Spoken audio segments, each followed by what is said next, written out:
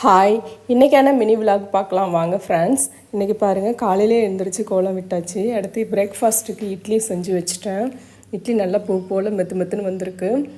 நைட்டே மாவு நல்லா சூப்பராக அரைச்சி ஆட்டி வச்சாச்சு. மெத்துன்னு சூப்பராக இருக்குது இட்லி. இது நம்ம அப்புறமா எடுத்துக்கலாம். ஸோ அடுத்து அதுக்கு தொட்டுக்க சைடிஷ்ஷாக பார்த்திங்கன்னா ஒரு கார சட்னி அரைச்சிட்டேன். இன்னும் தாளித்து விடலாம். கார சட்னியும் சூப்பராக வந்திருக்கு.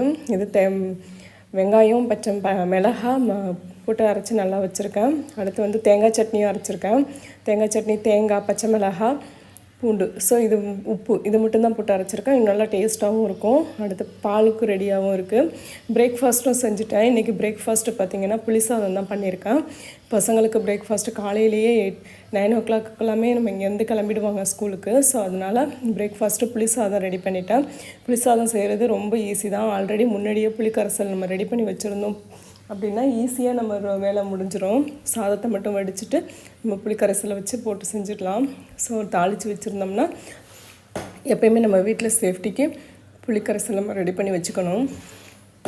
அடுத்து பொட்டேட்டோ ஃப்ரை தான் பண்ணியிருந்தேன். ரவுண்டாக கட் பண்ணி பஜ்ஜி மாவில் போட்டு ஃப்ரை பண்ணியிருந்தேன். இந்த மாதிரி நீங்களும் ட்ரை பண்ணி பாருங்கள்.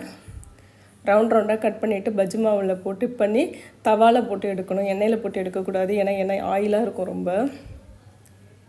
இதுதான் இன்றைக்கி பிரேக்ஃபாஸ்ட்டு.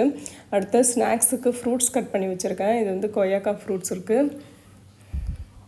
நல்ல வீட்டில் பழுத்த கொய்யாப்பழம். இது ஆல்ரெடி நான் ஒரு வீடியோவில் கூட காமிச்சிருந்தேன்.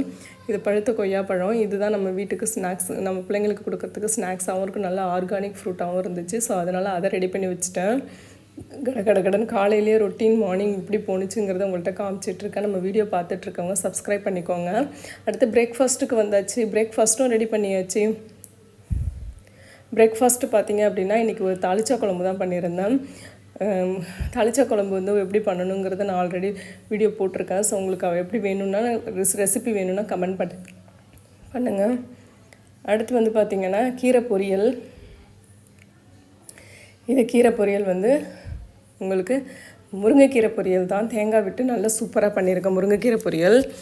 அடுத்து சுட சுட சாதமும் ரெடியாக இருக்குது. அடுத்து கொஞ்சம் இன்றைக்கி வெள்ளிக்கிழமைங்கிறதுனால இன்றைக்கி பாயசம் கொஞ்சம் பண்ணியிருந்தேன்.